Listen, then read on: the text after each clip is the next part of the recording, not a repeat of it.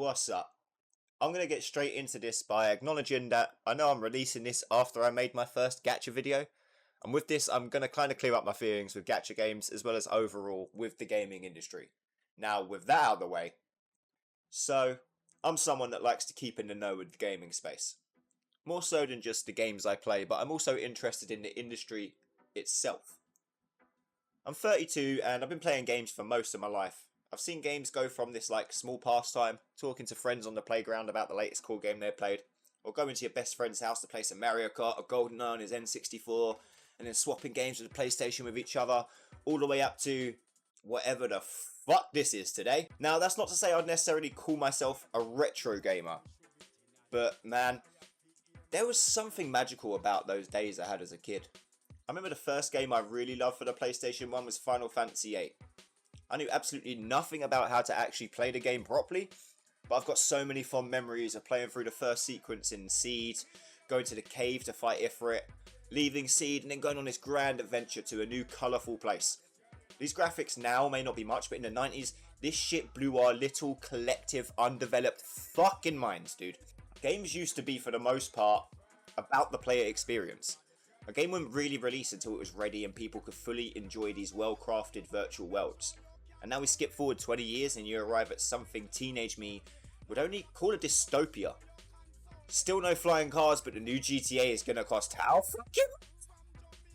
It's got to the stage now where free-to-play games are dominating the market and providing more money from their microtransactions than games that have heart and soul put into them with a box price. Take for instance games like Kenshi, which is what you've been watching in the background, Zero Sievert, Project Zomboid, Road 96, Gunfire Reborn, and that's just 5 games off the top of my head. They're all indie games. Yes, okay, these games for the most part were not or are still not released fully and may still have issues years after launch, but the experiences they offer have so much more depth and scope than most AAA games from the past 10 years or so could even dream of having. And you take those games back 20 years into the past and let a teenager play them and they'd have a fucking aneurysm within minutes at the sheer quality and depth these 5 games alone have. And yet the majority would rather pick up the latest COD or FIFA title because all they care about is their little slice of the world, and they work a 9 to 5, 5 days a week and only get an hour to game, so the whole industry should be catered to that style of person. The one that has the mindset of throwing money at a game because they have less time is actually a good investment for them. And I say that's some bullshit excuse the modern day gamer has edged himself into believing.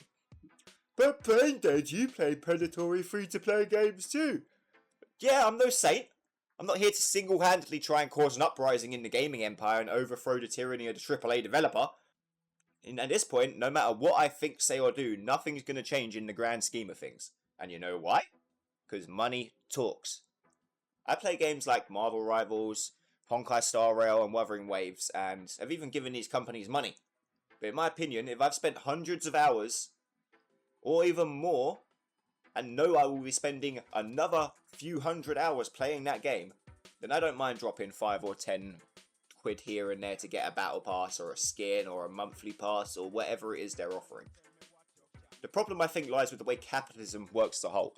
I don't really want to touch too much on that side deeply. Instead I'm going to stick to the gaming end. But with that being said, you can apply this to almost any other industry. The end user is always going to fall short because of shareholders. At the end of the day, it's 2025, games need to be made, and they cost a lot of money. So what happens is, before these games are even conceptualized and drawn out and things like that, you get a bunch of suits that sit in a room, and they'll show off this new pitch for a game that all these artists have been coming up with. They've got all these concept things, and they're like, this is how it's going to be great, and they'll show they're going to say it's going to be the next big thing, they're going to hype it up. They'll tell them their expected return on the investment and the time frame that they can expect that return, and boom. Yes, greenlit, devs go off and they start making the game. But what they didn't tell the shareholders is technically that game's going to take 2 to 3 years to actually make. And get it all, bug tested and properly put out onto the market. What do you think they do in that case? Well, of course, they're going to crunch, rush and cut things to meet a deadline. Game comes out half-baked, but because it's a big name IP, it's going to sell quite well the first week, making back its return. Devs get paid, but now look. The company's yearly earnings report is in the red because they lost a lot to the shareholders. Well, now they get to sell more content in that game. All the content that got cut and recycled into DLC and microtransactions. Just got to get those earnings reports back up so they can turn a profit on that year. And then the next year they got to do it again and make an even bigger number so that they can turn a profit that year. And of course, it's just the cycle continues. The green arrows, man. That's all people want to see. Green arrows next to their numbers year after year. And that's how the world works. Anyway, I'm getting a bit, that's just at the top of the food chain now. All the way down here with us, the players, you have fucking idiots defending this bullshit, saying they should be able to spend more than someone who has more time just because they don't have the time. Selfish, greedy, and you're not thinking about anyone else that actually plays the game. Now I'm going to take Escape from Tarkov as just a little example here. I've played that game since 2019. I've put 4,000 hours plus into Tarkov. And, I started when the big Twitch boom happened. I was first a buyer of the Standard Edition, and then I later upgraded to Edge of Darkness, which, if you aren't familiar with Tarkov, is essentially a big advantage over standard players. You get more stash space, more items to begin with, you get reputation with traders, you get a bigger safe container, etc, etc. I was a believer that EOD was pay to win. I still agree with the counter argument that the advantage isn't really that big, and the problem lies with how unforgiving certain things are with Standard Edition, such as to upgrade your stash, it costs way too much money and way too much time and effort to put in for the reward of what you're getting, rather than paying a little bit of money and you have a bigger stash. But that's a whole nother topic, getting into the whole Standard Edition versus EOD versus Unheard, blah blah blah. But we're going back to the original point. EOD was meant to be a limited time special edition, similar to when a new game comes out and you have a limited edition, certain amount of them that has a figure and an art book, and after they're gone, you're not going to get any more figures and art books. Same thing, EOD was supposed to be, you get this special case, you get this special dog tag, you get special things to show that you bought it at that time and you were an early adopter of the game. And, I'm happy, and I was led to believe that that was going to be the best and most premium version that's ever going to exist for the game. And there were promises that everything that came in the future was going to be free. Now you skip forward a few years and oh my god, what the fuck is this shit?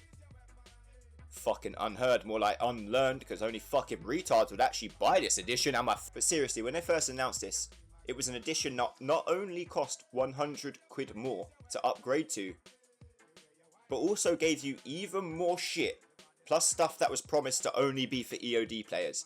But now, with a special sticker on it. Ooh. And plus some extra items that bordered on the edge of actual pay to win. Which in the current landscape of the game, wouldn't really mean a lot, but a full release? Alright, bro, think about if no one actually complained about Unheard. And everyone just went on with how Unheard Edition was when they first announced it. The price point, all of the things, PvE being only for Unheard, all of this shit, yeah? At 1.0, the implications that would have is insane. Yeah, I'm glad they went back on a lot of the shit that they tried to pull. But the point still stands that without lowering the price and changing stuff, people still fucking paid for it. Look, I don't want this to be another yap fest, so I'm going to try and end it on a lighter note. I want to be hopeful, and I want to believe that one day, enough will be enough, and gamers will finally rise up and band together to say no more bullshit. That one day we will actually vote with our wallets and our time. That one day we will make gaming great again. But honestly, I can't be. I've tried to be, and I've wanted to have some hope in my heart for the glory days of gaming to come back, but I think it's all just going to be in vain, and ultimately nothing I say or do will change things. But then again, it's only a game. Why you have to be mad? Walk through your house like, give me that, give me that.